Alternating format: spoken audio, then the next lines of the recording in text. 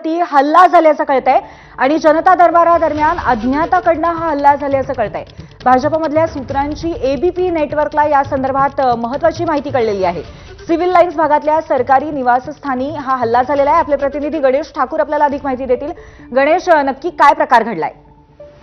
पूर्वी 35 वर्षीय हा इसम आहे जो आज सकाळी सिव्हिल लाईन्स इथं रेखा गुप्ता यांचं ऑफिस आहे, जिथं त्या रोज सकाळी जनसुनवाई करतात, सुनावणी करतात। हा व्यक्ती तिथं आपली तक्रार घेऊन आल्याचं भासवून तिथं पोहोचला आणि या व्यक्तीनं आधी तिथं खूप आरडाओरडा केली, शिवीगाळ केल्याचे कळतंय आणि नंतर रेखा गुप्ता यांच्यावर हल्ला करण्याचा प्रयत्न केला। आता यामध्ये वेगवेगळे रिपोर्ट्स येतात की त्यांनी हल्ला केला आहे। काही जणांचं म्हणणं आहे की हल्ला करण्याचा प्रयत्न केला, पण तिथे उपस्थित पोलीस कर्मी आणि इतर गार्ड लोकांनी त्याला थांबवलं, ताब्यात घेतलं। पण आज सकाळची घटना आहे। रोज सकाळी 8 वाजता रेखा गुप्ता ह्या आपल्या सिव्हिल लाईन्स ऑफिसमध्ये लोकांशी संवाद साधतात, त्यांच्या तक्रारी ऐकतात आणि त्यावेळेस गर्दी असते। गर्दीचा फायदा घेऊनच हा व्यक्ती तिथं पोहोचला। त्याच्या हातात काही कागदपत्र होते, कागदपत्र दाखवून तो त्यांच्या जवळ आला आणि ज्यावेळेस रेखा गुप्ता यांनी या व्यक्तीला त्याची तक्रार ऐकण्याचा प्रयत्न केला तर या व्यक्तीनं हल्ला केल्याचं कळतंय।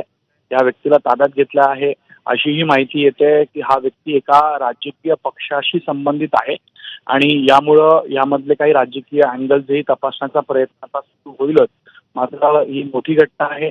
दिल्लीच्या मुख्यमंत्र्यांवर अशा प्रकारे हल्ला होणं किंवा हल्ल्याचा प्रयत्न होणं गंभीर बाब आहे आणि यासाठी आता दिल्ली पोलीस आणि इतर ज्या संबंधित एजन्सीज आहेत त्या प्रकरणाचा तपास करण्यात आहे। आरोपी या व्यक्तीकडनं तपास करून या माहिती घेऊन त्यांनी हे का केलं, त्याच्या मागचं कारण काय, यामध्ये काही राजकीय अँगल आहे का, या सगळ्या बाबींची चौकशी करणार आहे।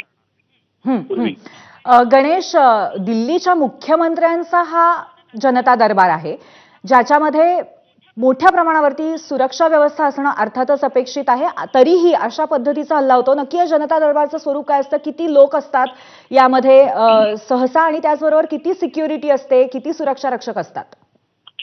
पूर्वी मुख्यमंत्र्यांपर्यंत पोहोचणं हे काही सोपं काम नाही। तुम्हाला आधी बाहेर चेक केलं जातं, नंतर आतही तुमच्याकडनं माहिती घेतली जाते की तुम्ही इथं का आलात।